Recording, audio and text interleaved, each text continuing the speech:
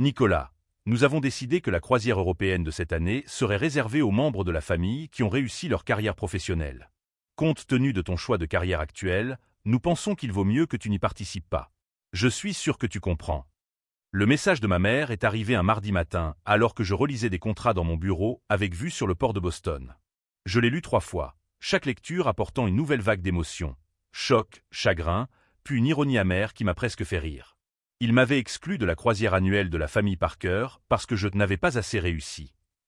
Je m'appelle Nicolas Parker et, à 35 ans, je viens de découvrir que ma famille considère ma carrière comme un échec total. Ce qu'ils ne savent pas, c'est que le luxueux paquebot qu'ils ont affrété pour célébrer leur succès m'appartient en réalité. Grandir en tant que fils de la dynastie financière Parker signifiait vivre sous le regard constant de tous, où chaque réussite était mesurée en dollars et en prestige social. Notre manoir de Bécon, il n'était pas un foyer, mais un musée des apparences où les manifestations sincères d'affection étaient considérées comme des signes de faiblesse. Mon père, Richard Parker, a bâti son empire grâce à des fusions impitoyables qui ont souvent laissé des entreprises plus petites en ruine. Sa philosophie était simple. Nicolas, dans ce monde, tu es jugé à la taille de ton compte en banque et au prestige de ton poste. Tout le reste n'est que discours de perdant. Les dîners de famille étaient des rapports trimestriels déguisés où mon frère aîné James, aujourd'hui âgé de 38 ans, dominait les conversations avec des histoires sur ses dernières acquisitions d'entreprise et ses primes millionnaires. L'accord que j'ai conclu la semaine dernière, commençait-il en s'assurant que tout le monde écoutait, m'a rapporté 8 chiffres avant le déjeuner de mardi. Ma sœur cadette, Sophia, âgée de 32 ans, avait épousé un héritier d'une chaîne hôtelière et transformé sa vie en une vitrine de luxe permanent. Bradley m'a surpris avec un autre collier en diamant pour notre anniversaire, annonçait-elle en tendant son cou pour que l'on admire. Il dit qu'une femme comme moi ne mérite que le meilleur. J'ai désespérément essayé de m'adapter à ce moule pendant toute ma vingtaine. Diplômé en administration à Harvard, MBA avec mention, et 3 années misérables dans une société d'investissement où chaque jour semblait aspirer un peu plus mon âme. Les crises de panique dans les toilettes entre 2 réunions sont devenues plus fréquentes. La peur du lundi a commencé à s'étendre au week-end, jusqu'à ce qu'il n'y ait plus aucun répit. Mon corps envoyait des signaux que mon esprit ne pouvait plus ignorer. Je quitte la finance, ai-je annoncé dans une scène dont je me souviens encore parfaitement, il y a exactement 10 ans. J'ai accepté un emploi à Marina Harborview. Le silence qui a suivi était assourdissant avant d'exploser en réaction prévisible. Un emploi dans une marina? C'est une sorte de crise existentielle?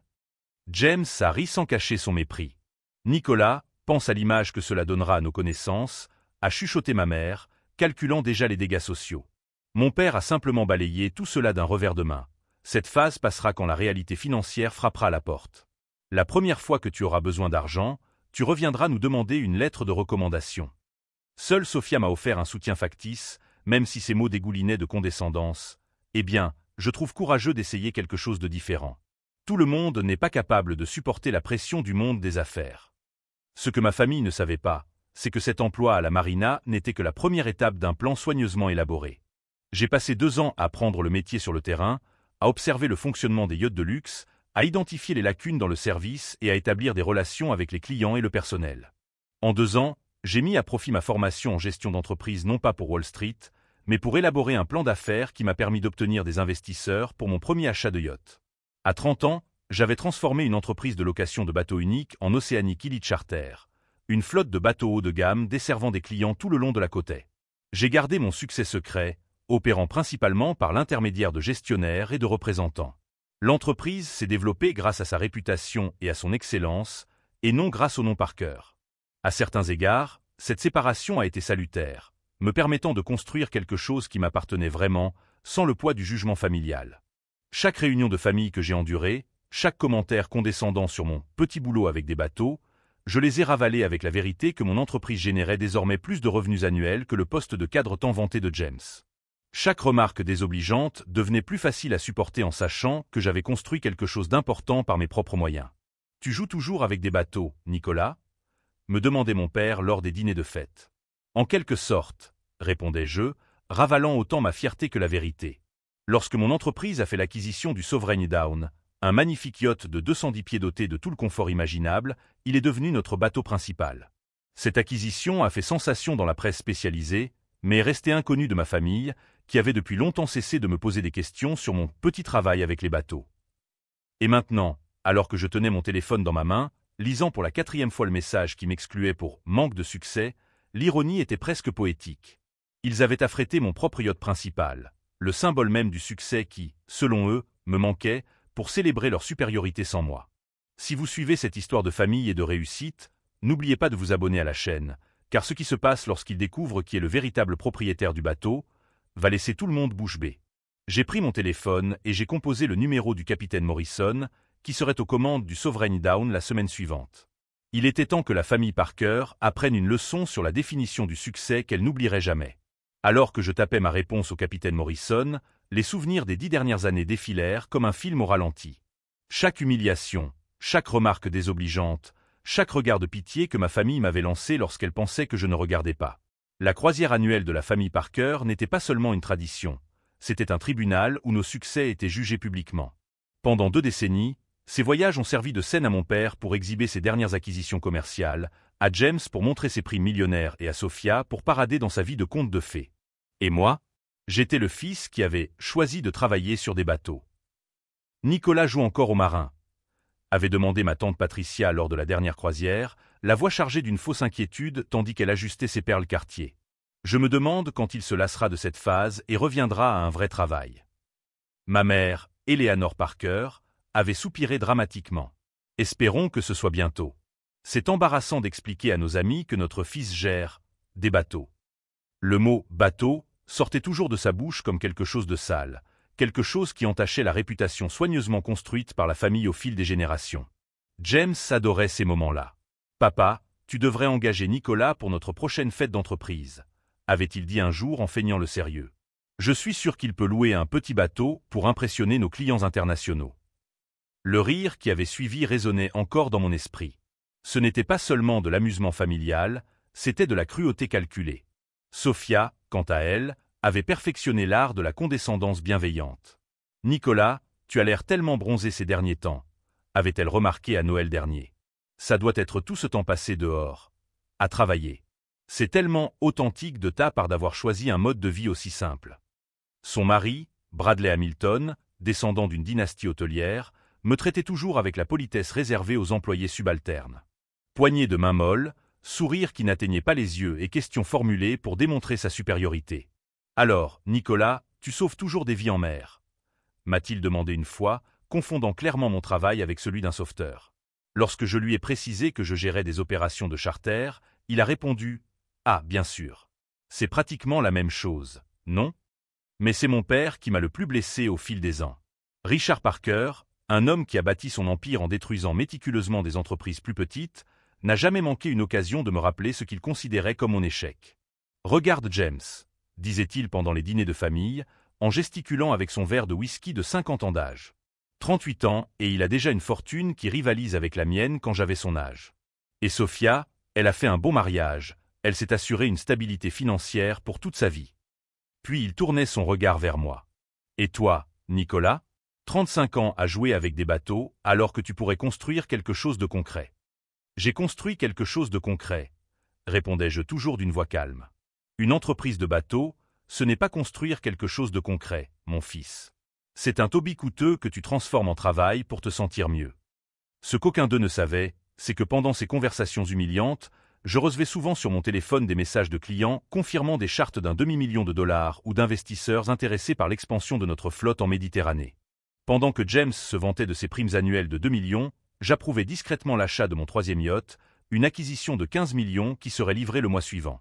Pendant que Sophia publiait des photos de ses bijoux sur Instagram, je finalisais des contrats qui rapporteraient plus d'argent en une semaine qu'elle n'en dépensait en un an pour ses achats extravagants. Le plus ironique dans tout cela, c'est que ma famille faisait souvent l'éloge des entrepreneurs prospères de l'industrie maritime dans des conversations informelles. « Ce magnate des croisières, William Shen, est un génie », avait dit mon père un jour. Il a transformé une petite entreprise de bateaux en un empire milliardaire. S'il avait su que j'avais dîné avec William Shen la semaine précédente pour discuter d'un éventuel partenariat stratégique entre nos entreprises. Mais je gardais mon secret pour une raison simple. Je voulais être aimé pour qui j'étais, pas pour ce que je possédais. Je voulais que ma famille m'apprécie pour moi, pas comme un trophée de plus dans le cabinet des succès des Parker. Cet espoir naïf s'est évanoui avec le message de ma mère. Cette croisière est réservée aux membres prospères de la famille. 23 ans de tradition familiale interrompue parce que je ne correspondais pas à la définition étroite du succès qu'ils s'étaient forgé. 23 ans de souvenirs communs balayés parce que mon choix de carrière les embarrassait. Ce qui rendait tout cela encore plus ironique, c'est qu'ils avaient spécifiquement choisi le Sovereign Down pour cette croisière exclusive. Ma mère s'était vantée pendant des semaines que mon père avait tiré quelques ficelles pour réserver le bateau le plus prestigieux disponible. C'est le yacht de vos rêves, avait-elle posté sur ses réseaux sociaux. Réservé aux meilleurs clients, fréquenté par la royauté et les célébrités. Bradley connaît le propriétaire grâce à ses contacts dans l'hôtellerie. Si elle avait su que le propriétaire était le fils qu'elle venait d'exclure de sa vie parce qu'il n'était pas assez brillant. Alors que je finalisais les détails avec le capitaine Morrison, un sentiment étrange m'envahit. Ce n'était pas exactement de la colère. C'était quelque chose de plus profond, un mélange de déception, de libération et de détermination. Pendant 10 ans, j'avais porté le poids de la désapprobation de ma famille, laissant celle-ci ternir même mes plus grandes réussites. J'avais gardé ma réussite secrète, espérant naïvement qu'un jour ils m'apprécieraient pour qui j'étais. Cet espoir s'était révélé non seulement naïf, mais impossible. Ils ne voyaient la valeur qu'à travers le prisme étroit du prestige social et de la reconnaissance publique. Pour eux, ce qui comptait n'était pas ce que vous construisiez, mais la façon dont cela était perçu par les autres.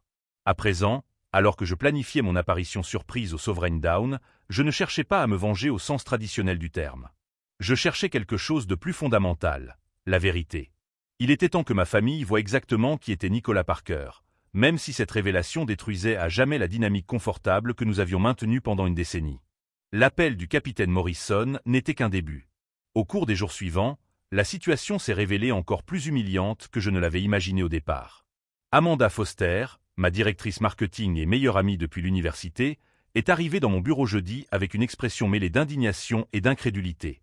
Elle venait de rentrer d'une réunion avec des clients à Martha S. Vineyard. « Nick, tu ne vas pas croire ce que j'ai entendu hier soir au Yacht Club », m'a-t-elle dit en fermant la porte derrière elle. Ta mère était là avec ce groupe de mondains, buvant du champagne et racontant à tout le monde pourquoi tu n'avais pas été invité à la croisière familiale. Mon estomac s'est noué. Qu'a-t-elle dit exactement? Que la famille avait décidé d'organiser une croisière réservée aux membres qui ont réussi et qu'il serait gênant de t'inviter parce que tu joues encore avec des petits bateaux à 35 ans. Amanda a fait des guillemets dans l'air, la voix chargée de sarcasme. Elle a littéralement dit que ce serait gênant pour les vrais hommes d'affaires présents de devoir feindre de s'intéresser à ton petit hobby maritime. L'humiliation m'a brûlé la gorge comme de l'acide. Ce n'était pas seulement l'exclusion, c'était la façon publique dont il justifiait cette décision. Ça empire, a poursuivi Amanda. Elle a mentionné qu'ils avaient obtenu le Sovereign Down grâce aux contacts importants de Bradley et qu'ils payaient une fortune, parce que c'était le genre d'expérience que seules les personnes de véritable calibre méritent. J'ai ri, mais c'était un son vide. Ils paient une fortune pour mon propre yacht afin de célébrer leur succès sans moi. Exactement. Et tu sais quoi? Janet Morrison était à la table d'accent grave côté. Amanda faisait référence à la femme du capitaine Morrison. Elle a failli s'étouffer avec son verre quand elle a entendu ta mère critiquer son fils raté qui n'a jamais réussi à avoir une vraie carrière. Les mots de ma mère résonnaient dans ma tête. Phil raté. Après avoir bâti une entreprise à partir de rien, créé des emplois pour 40 familles, gagné le respect dans un secteur extrêmement concurrentiel, je n'étais toujours que le fils raté qui n'avait jamais réussi à avoir une vraie carrière. Janet n'a pas pu s'empêcher de dire qu'elle connaissait très bien Oceanic Elite Charter, qui était l'une des entreprises les plus respectées du secteur, a poursuivi Amanda. Sa mère a ri de son petit rire et a répondu « Chérie, je suis sûr que tu confonds avec une autre entreprise. Mon fils travaille dans une petite marina locale. » La situation avait dépassé toutes les limites de l'humiliation privée. Il était désormais publiquement démoli pour justifier son exclusion. Mon téléphone a sonné, interrompant mes sombres pensées. C'était Taylor Chen, PDG de Chen Maritime Holdings et l'un de mes mentors dans le secteur. « Nick, je viens de recevoir un appel intéressant, » dit-il d'un ton amusé. Quelqu'un de la famille Parker a appelé mon bureau pour demander si je connaissais une entreprise appelée Oceanic Elite Charter. Apparemment, il voulait vérifier si elle était légitime avant de faire affaire avec nous. Mon sang se glaça. Qui a appelé? Ta sœur, Sophia. Elle a dit que son mari avait entendu parler de notre entreprise et qu'elle voulait vérifier notre réputation avant un éventuel partenariat. Bien sûr, je n'ai pas mentionné que tu étais un ami personnel, mais j'ai dit beaucoup de bien de l'entreprise. Elle a semblé sincèrement surprise quand je lui ai décrit notre activité. La situation devenait surréaliste. Ma propre famille enquêtait sur mon entreprise sans savoir qu'elle m'appartenait. Taylor, je dois te dire quelque chose, ai-je commencé, avant de lui expliquer toute la situation concernant la croisière et mon exclusion. Le silence qui a suivi a duré près d'1 minute. Lorsque Taylor a enfin pris la parole, sa voix était chargée d'indignation. « Nick, c'est inacceptable. Tu as bâti l'une des entreprises les plus impressionnantes que j'ai vues en 20 ans dans ce secteur. Ils n'ont aucune idée de ce dont ils parlent. » Après avoir raccroché, la colère qui montait en moi depuis des jours s'est finalement transformée en détermination. Il ne s'agissait plus d'être accepté par ma famille ou de prouver ma valeur selon leurs critères. Il s'agissait de dignité. Tout au long de ma vie d'adulte, j'avais accepté d'être traité comme le membre raté de la famille, en espérant qu'ils finiraient par reconnaître ma valeur en tant que personne. Mais leurs conditions pour cette reconnaissance n'incluraient jamais qui j'étais vraiment. Ils avaient besoin d'une leçon d'humilité, sur les jugements hâtifs et sur le danger de mépriser les gens sur la base de préjugés. Vendredi, j'ai appelé Marcus Rivera, mon avocat et conseiller en affaires, pour discuter des aspects juridiques de la situation. Techniquement, en tant que propriétaire du bateau, vous avez le droit absolu d'être présent lors de toute location, m'a confirmé Marcus. Surtout pour les inspections de sécurité et de qualité, qui sont des pratiques courantes dans le secteur. Et si je me présente en tant que propriétaire de l'entreprise? C'est tout à fait légal. En fait, il serait étrange que vous ne procédiez pas à des vérifications périodiques de vos propres actifs. Ma conversation avec Marcus m'a donné la certitude que mon plan était non seulement moralement justifié, mais aussi juridiquement solide. Ce soir-là, seul dans mon appartement avec vue sur le port, j'ai pris ma décision finale. Pendant 10 ans, j'avais laissé ma famille me traiter comme une déception. Pendant 10 ans, j'avais ravalé leurs humiliations dans l'espoir naïf qu'ils finiraient par me voir tel que j'étais vraiment. Mais me voir tel que j'étais vraiment signifiait remettre en question les valeurs fondamentales sur lesquelles ils avaient construit leur identité.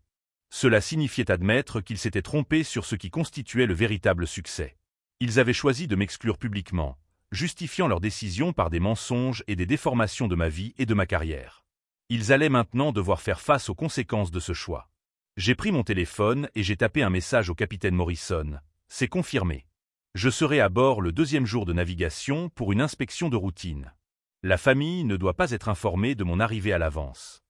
Alors que le Sovereign Dawn naviguait sur l'Atlantique avec ma famille à bord, célébrant ses succès et ridiculisant mon échec, je me préparais à une révélation qui allait changer à jamais la dynamique de la famille Parker.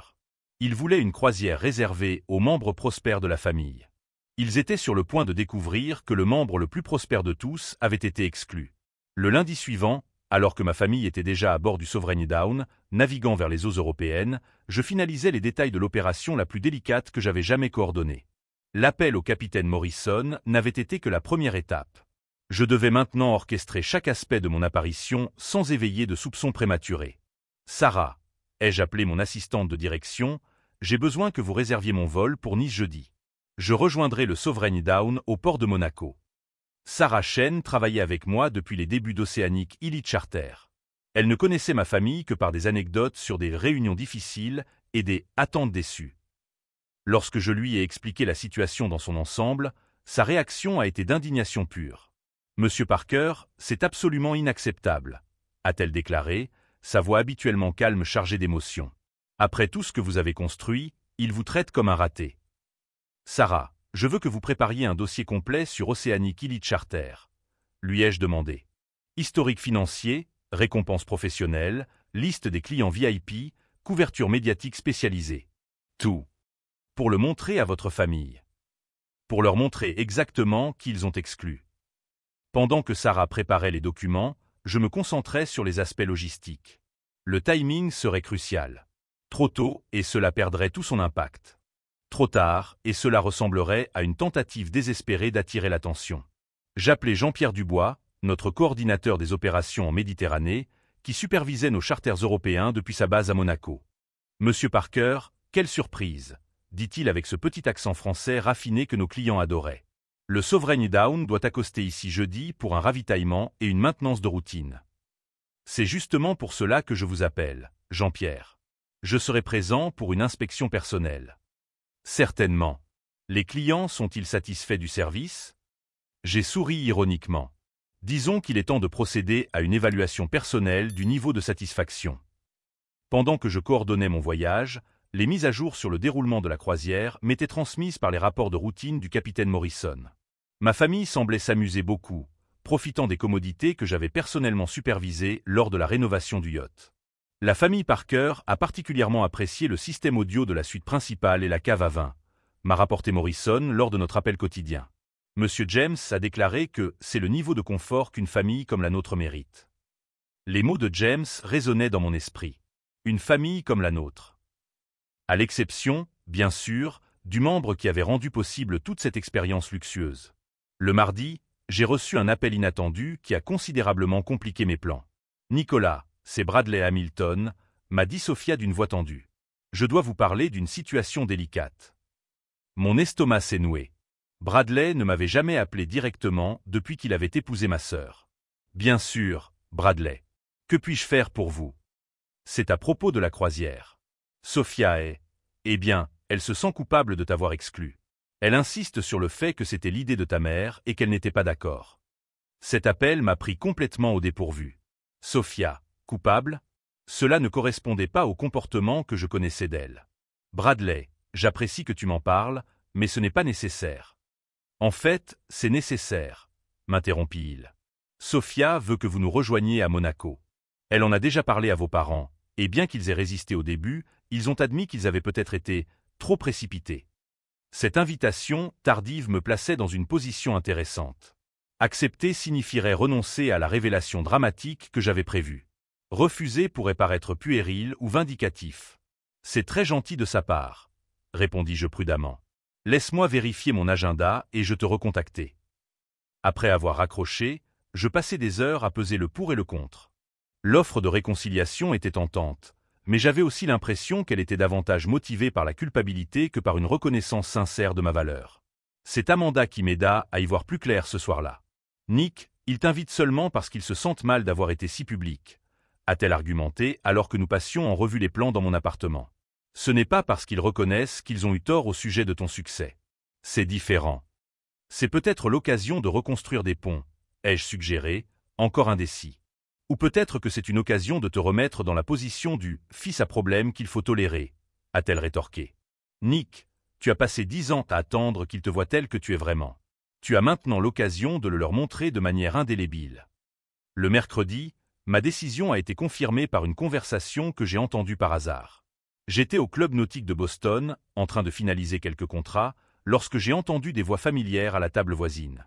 J'ai immédiatement reconnu Patricia, ma tante, qui discutait avec 2 amis de la croisière familiale. « Eleanor m'a appelé hier », disait Patricia. Apparemment, Sophia insiste pour inviter Nicolas à se joindre à eux à Monaco. Imagine un peu, gâcher une croisière familiale parfaite à cause de lui. Mais il fait partie de la famille, a commenté l'une des amies. Techniquement, oui, soupira Patricia de manière dramatique. Mais tu comprends à quel point c'est embarrassant d'avoir expliqué que ton neveu gère des bateaux, alors que toutes les autres familles parlent de leurs enfants avocats, médecins ou hommes d'affaires. La 3e femme rit. Eh bien, au moins, il ne demande pas d'argent emprunté. Pas encore.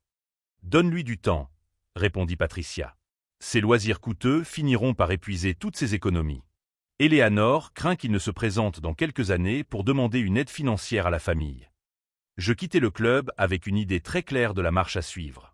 La conversation m'avait révélé que même une invitation de dernière minute ne changerait pas fondamentalement la façon dont ma famille élargie me percevait. Mais elle m'a aussi montré quelque chose de plus important.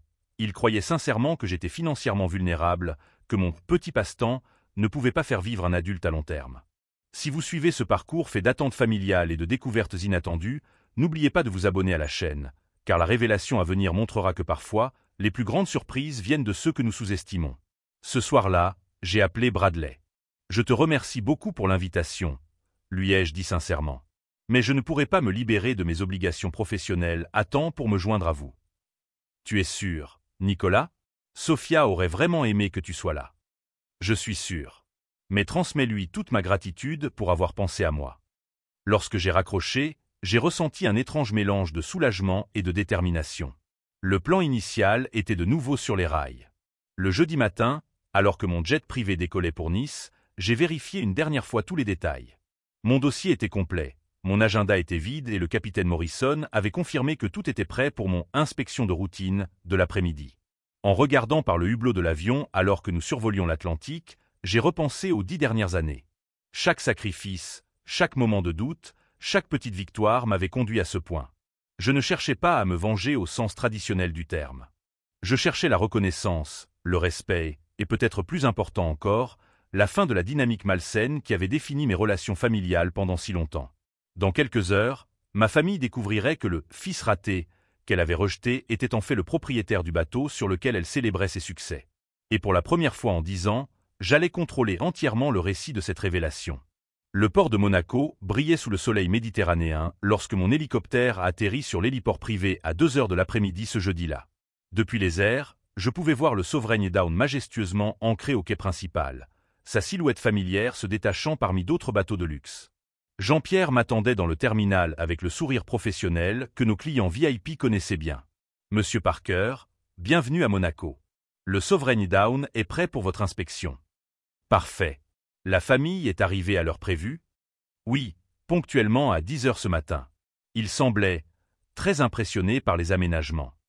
Je souris ironiquement. « J'en suis sûr. » Pendant les 15 minutes de trajet jusqu'au port, je passais mentalement en revue chaque détail de ce qui allait se passer. Ce n'était pas de la vengeance au sens traditionnel du terme, c'était une révélation.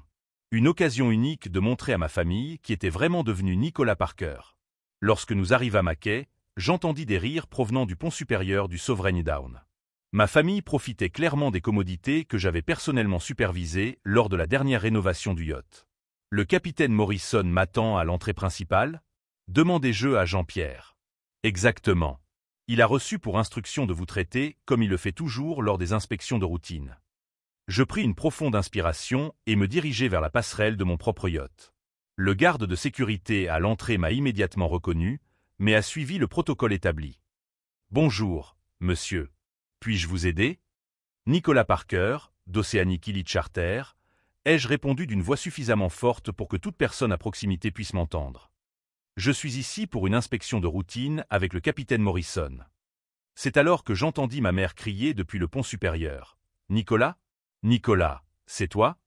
Le ton confus de sa voix fut immédiatement suivi de bruits de pas précipités dans l'escalier. En quelques secondes, toute ma famille apparut sur le pont principal, leurs expressions passant de la surprise à l'horreur absolue. Ma mère arriva la première, son visage passant par toutes les émotions en quelques secondes.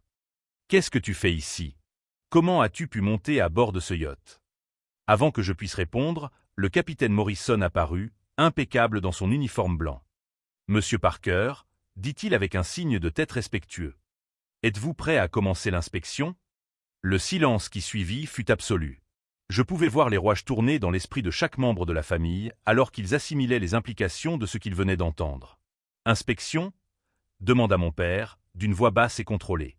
« Nicolas, quelle inspection ?»« L'inspection de routine que je mène personnellement sur tous nos charters haut de gamme, » répondis-je calmement. « C'est la politique standard de l'entreprise de s'assurer que nos clients bénéficient du niveau de service pour lequel ils ont payé. » James fut le premier à comprendre. « Nos clients ? Notre entreprise ? Nicolas, de quoi parles-tu ? » « Oceanic Elite Charter, » répondis-je simplement. « Mon entreprise. Ce yacht, le Sovereign Down, est notre navire amiral. » La compréhension traversa le visage de Sophia en vagues successives. D'abord la surprise, puis la confusion, suivie de l'incrédulité et enfin ce rare moment de clarté absolue où elle comprit non seulement ce qui se passait, mais aussi comment ils en étaient arrivés là. « Vous êtes le propriétaire de ce yacht, » murmura-t-elle. « Du yacht, de l'entreprise, de toute la flotte, confirmai-je. Oceanic Elite Charter possède et exploite 8 bateaux de luxe le long de la côte est, avec des bureaux à Boston, New York et désormais Monaco. Mon père, toujours l'homme d'affaires, alla droit au but. Quel est le chiffre d'affaires annuel ? Au cours du dernier exercice fiscal, 42 millions de dollars, répondis-je en observant son expression changer du tout au tout. C'est alors que Bradley, qui était resté silencieux, prit enfin la parole. Êtes-vous le Nicolas Parker dont Shen Maritime Holdings a parlé ? La société qu'ils envisageaient pour un partenariat stratégique ? C'est bien moi, confirmai-je. Taylor Shen est mon mentor depuis des années. Alors qu'il cherchait frénétiquement une explication, je restais parfaitement immobile. Il n'était pas nécessaire de faire de mouvements brusques ou de déclarations dramatiques. Le système qu'ils avaient eux-mêmes construit, basés exclusivement sur la richesse et le statut social, fonctionnaient désormais contre leur propre perception avec la précision d'un mécanisme d'horlogerie. Mais tu travailles dans une marina, balbutia ma mère, s'accrochant au seul fait qu'elle connaissait de ma vie professionnelle. J'ai travaillé dans une marina pendant 2 ans. Ai-je gentiment corrigé? J'ai appris le métier sur le terrain. Puis j'ai utilisé cette expérience pour construire cela. J'ai fait un geste vers le yacht luxueux qui nous entourait. James, toujours compétitif, a tenté de reprendre le contrôle de la situation. 42 millions, c'est impressionnant pour une entreprise de niche, mais c'est presque le double de ton salaire annuel, prime comprise, l'ai-je interrompu calmement. Et cela ne représente que notre activité nationale.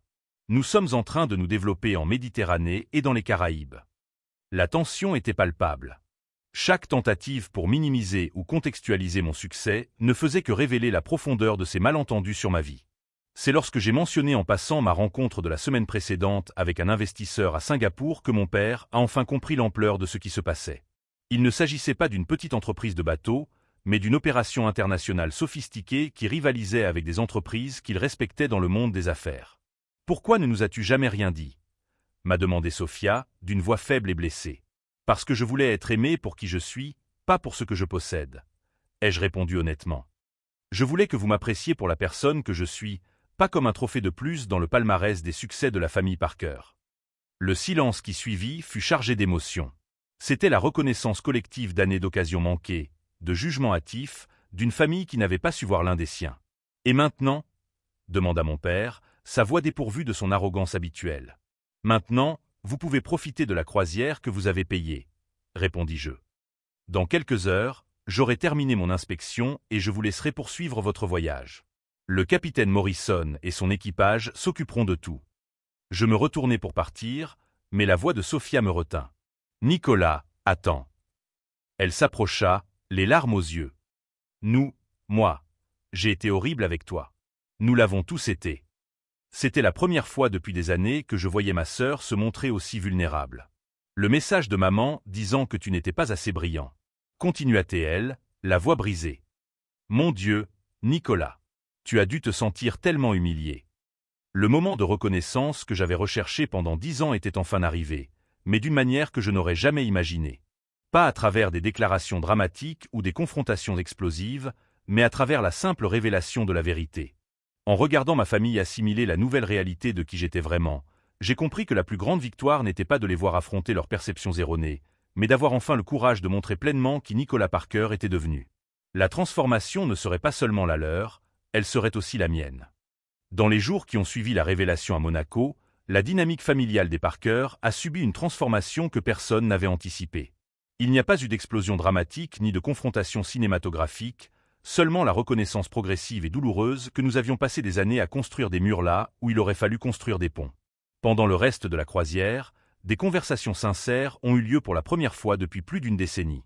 Mon père, dépouillé de son arrogance habituelle, m'a rejoint le lendemain matin alors que je passais en revue les rapports opérationnels sur le pont supérieur. « Nicolas, j'ai une question à te poser » m'a-t-il dit, d'une voix empreinte d'une vulnérabilité que je ne lui avais jamais entendue auparavant. « Pendant toutes ces années, tu as vraiment cru que nous ne t'aimions pas ?» La question m'a pris au dépourvu. « Papa, vous m'aimiez de manière conditionnelle. Seulement lorsque je répondais aux attentes que vous aviez créées. » Il acquiesça lentement, ces mots me touchant plus profondément que n'importe quel argument commercial n'aurait jamais pu le faire. Peut-être avons-nous confondu nos peurs et nos valeurs. Nous voulions que tu réussisses pour que tu n'aies jamais à traverser les difficultés que nous avons connues pour en arriver là. Mais j'ai réussi, répondis-je gentiment. Simplement pas de la manière que vous considériez comme valable. Sophia nous rejoignit à ce moment-là, son visage montrant qu'elle avait pleuré pendant la nuit. Nick, hier, j'ai appelé 3 de mes amis pour leur parler de ton entreprise. Pas pour me vanter, mais parce que je comprenais enfin pourquoi tu semblais si épanoui. Tu as trouvé quelque chose qui te rend vraiment heureux. James a mis plus de temps à assimiler cette nouvelle réalité. Au cours du dîner du 2e soir, il a finalement rompu son silence habituel. « Nicolas, j'ai toujours pensé que la compétition était une preuve d'amour familial, » a-t-il admis. « Papa nous a élevés pour que nous soyons en compétition les uns avec les autres, et j'ai supposé que cela nous rendrait plus forts. Mais tu as trouvé un moyen d'être fort sans détruire personne en chemin. » Les paroles de James révélaient une compréhension qui allait au-delà des chiffres financiers ou du prestige social. Il avait reconnu quelque chose de fondamental sur le caractère que nos dynamiques familiales avaient occulté pendant des années. Ma mère a eu la conversation la plus difficile de toutes. Le dernier soir de la croisière, elle m'a trouvé en train de regarder le coucher de soleil sur la Méditerranée depuis la terrasse de la suite principale. « Nicolas, je dois te demander pardon », a-t-elle commencé, choisissant soigneusement ses mots. Pas seulement pour t'avoir exclu, mais pour t'avoir fait sentir inadéquat pendant des années. J'ai transformé notre famille en un tribunal où l'amour était une récompense à gagner, et non un droit inaliénable. « Maman, répondis-je, vous avez fait de votre mieux avec les outils dont vous disposiez. Papa a bâti sa réussite financière sur la compétition, alors vous avez appliqué la même logique à la famille. Mais tu nous as montré qu'il existe une autre voie, dit-elle, les larmes coulant sur son visage. Tu as construit quelque chose d'extraordinaire tout en restant intègre. Nous avons failli perdre tout cela par orgueil. La transformation n'était pas seulement émotionnelle. Au cours des mois qui ont suivi, des changements concrets ont commencé à se produire. James a entamé une thérapie pour gérer son besoin compulsif de compétition. Sophia a commencé à utiliser son influence sur les réseaux sociaux pour promouvoir les petites entreprises locales plutôt que de simplement exhiber son luxe. Mes parents ont complètement revu la façon dont ils discutaient des affaires familiales, en incluant des voix qui étaient auparavant ignorées et en valorisant des perspectives qui ne correspondaient pas automatiquement aux critères traditionnels de réussite. Mais le changement le plus significatif s'est produit 6 mois plus tard, lorsque ma famille m'a demandé d'organiser la prochaine croisière annuelle. Non pas comme une faveur ou un geste de réconciliation, mais parce qu'ils reconnaissaient que je comprenais comment créer des expériences qui privilégiaient les liens plutôt que les impressions. « Nicolas, » m'a dit mon père lors de notre réunion de planification, « nous voulons que tu conçoives un voyage qui reflète les valeurs que tu représentes. Nous ne voulons plus utiliser ces réunions pour rivaliser ou impressionner. Nous voulons les utiliser pour créer des liens. » La croisière suivante a réuni non seulement notre famille proche, mais aussi des employés de longue date des entreprises familiales, des amis de longue date qui avaient été exclus parce qu'ils ne répondaient pas aux critères de statut, et même certains des premiers employés d'Oceanic Elite Charter. Voir mon père discuter sincèrement avec Marcus, mon capitaine, des techniques de navigation, ou Sophia poser des questions sincères à Sarah sur la gestion opérationnelle, m'a confirmé que la transformation était réelle et durable. La leçon la plus profonde qui ressort de toute cette expérience n'est pas la vengeance ou la justice poétique. C'est le courage nécessaire pour vivre authentiquement, même lorsque cela signifie décevoir des personnes dont vous recherchez désespérément l'amour. Pendant des années, j'ai caché ma réussite parce que je voulais être aimé inconditionnellement. Mais j'ai découvert que l'amour véritable ne peut exister sans vérité totale. Ma famille avait besoin de me voir tel que j'étais, avec mes succès, mes choix, mes valeurs et tout le reste, pour que toute réconciliation soit sincère. Taylor Shen m'a dit quelque chose que je n'ai jamais oublié lors d'une de nos conversations après toute cette histoire. « Nick, tu n'as pas prouvé que tu avais réussi pour ta famille. Tu as prouvé que le succès sans intégrité est vide, et que l'intégrité sans reconnaissance a quand même de la valeur. » Aujourd'hui, 5 ans plus tard, notre entreprise s'est développée et compte désormais 12 bateaux opérant sur 3 continents. Mais la croissance dont je suis le plus fier ne se trouve pas dans les rapports financiers, mais dans les photos de notre dernière croisière familiale, où 6 générations de la famille Parker ont ri ensemble sans que personne ne ressente le besoin de prouver quoi que ce soit à qui que ce soit. James travaille désormais comme consultant pour aider les entreprises familiales à résoudre leurs conflits structurels. Sophia a transformé sa plateforme numérique en une force pour les entrepreneurs socialement responsables. Mes parents sont devenus des mentors discrets pour les jeunes entrepreneurs qui choisissent des voies non conventionnelles. Et moi, j'ai appris que la véritable mesure du succès ne réside pas dans la reconnaissance des autres, mais dans la construction de quelque chose de significatif qui survit indépendamment de cette reconnaissance. Si cette histoire de attente familiale et de découvertes inattendues vous a touché d'une manière ou d'une autre, n'oubliez pas de vous abonner à la chaîne pour découvrir d'autres récits sur la manière de trouver la force dans les situations les plus difficiles et de transformer les conflits en opportunités de croissance authentique. La dernière fois que j'ai vérifié, ma famille utilisait toujours le Sovereign Down pour ses réunions annuelles. Mais maintenant, ils savent exactement qui sont le propriétaire, le capitaine et l'équipage. Et plus important encore, ils savent exactement qui est Nicolas Parker, pas seulement ce qu'il possède, mais qui il a choisi de devenir.